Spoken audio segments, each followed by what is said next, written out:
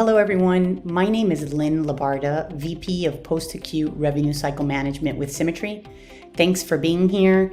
And today I wanted to talk about the 5 reasons why home health agencies could be at risk to fail. This is a topic that I've been wanting to talk about for a while now.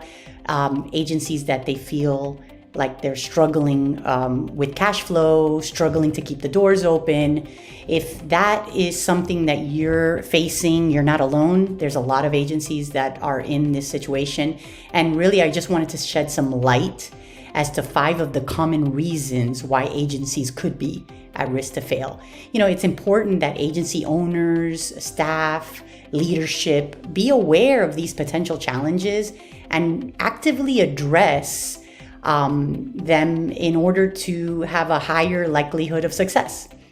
So let's get into the 5 top reasons that we see agencies struggle.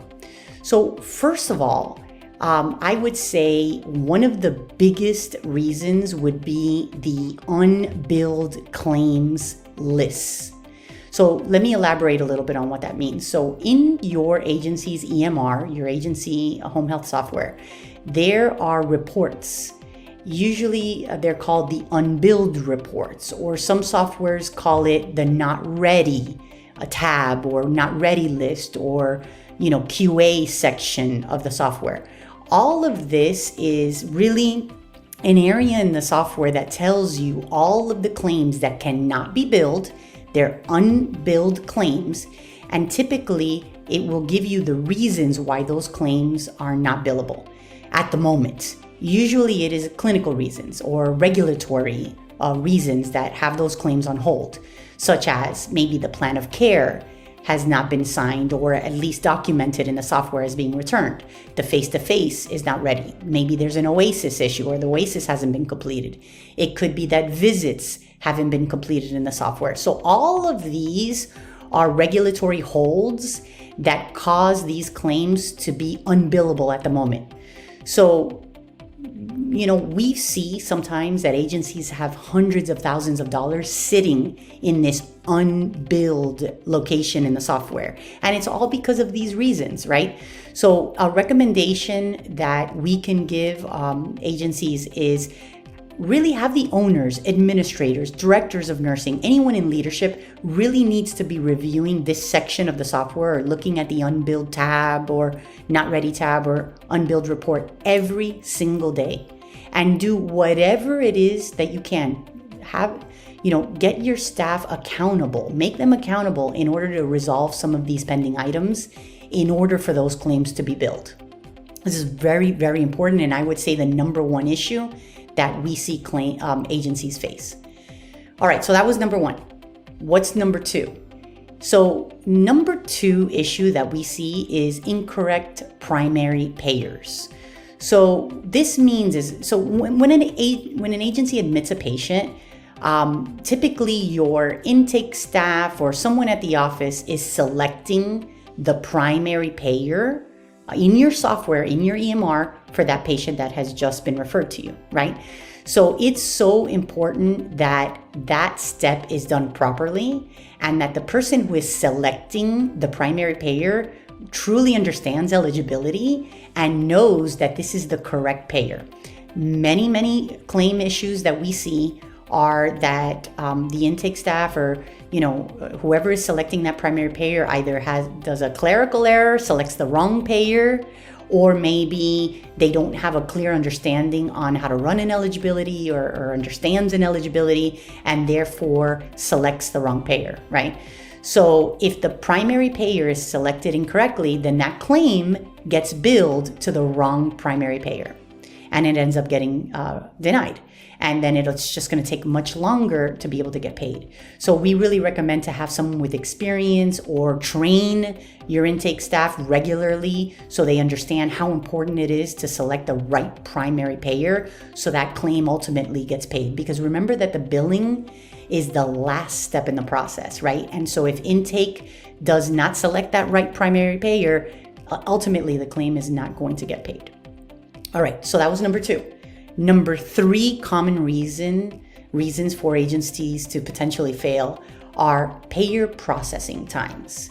And what I mean by that is different payers, Medicare, Blue Cross and Blue Shield, United, Medicaid, they have different timeframes in which they pay claims.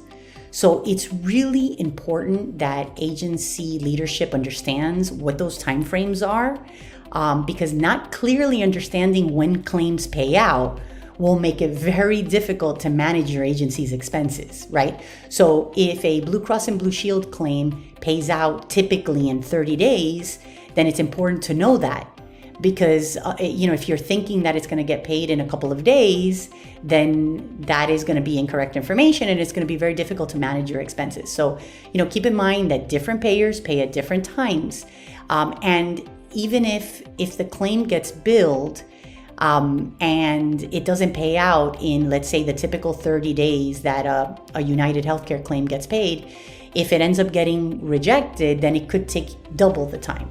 So it's just important to look, what we recommend is look at your contracts, have some kind of spreadsheet where you know what are the time frames for each of your payers. This is going to be very helpful. Okay, so that was number 3. Number 4 common reason that challenges that agencies face is enrollment or contracting issues. So, contracting issues with commercial insurances in particular, like Blue Cross, United, Humana, are very common. And when we say enrollment issues, we mean that, once you may be enrolled with a particular payer, but sometimes when that claim is billed, it gets rejected for different reasons. Like maybe if you're an out-of-network provider, maybe the claims department doesn't have a 1099 tax form on file with your information. Maybe your MPI wasn't entered correctly in the claims department.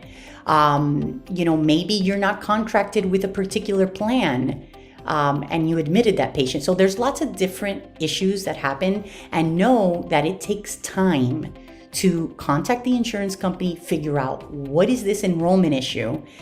If it is an enrollment issue, we have to typically, or your billers, your billing service, if you're using a service like ours, SimiTree, for billing, it takes time to go to the enrollment department and figure out exactly what may not be on file, what is missing. So just, have your billing representatives or have a billing company that understands and specializes in revenue cycle management and has that level of expertise look into why these claims are rejected, or have them handling the billing process just to minimize some of these errors. Now, sometimes these errors happen. It's just a matter of being patient and following up with the insurance companies to get the resolution. So that was number 4. Number 5, and I would say probably one of the top issues that we see agencies struggle with is authorization issues. So know that most commercial insurance out there require prior authorizations before sending out any discipline. So what we see agencies struggle with is either exceeding authorizations, meaning the authorizations have expired and the agencies haven't had a chance to call for reauthorizations, but they still send their staff out. We've seen that. Or agencies just not clearly understanding what the authorization requirements are and not getting any authorizations at all. So this is a big deal. This is really critical to track, right? In order to avoid revenue loss and in order to avoid struggling with cash flow issues. So we recommend that you put a process in place where you're using your software, you're leveraging your software's reports. All of the softwares have some kind of authorization report where your leadership should be looking at these reports on a weekly basis, understanding which authorizations are expiring. That way you have enough time to contact the insurance company and get reauthorizations before you send your clinicians out on visits that may not have authorizations. So that is very, very, very important. So please click on the link below for a more detailed blog on this topic, including some solutions that we recommend. If you are an agency that feels that you're struggling with cash flow, whether you're a client of SimiTree or not, please feel free to reach out to us to see how we can help. Thanks, and great seeing you. See you next time.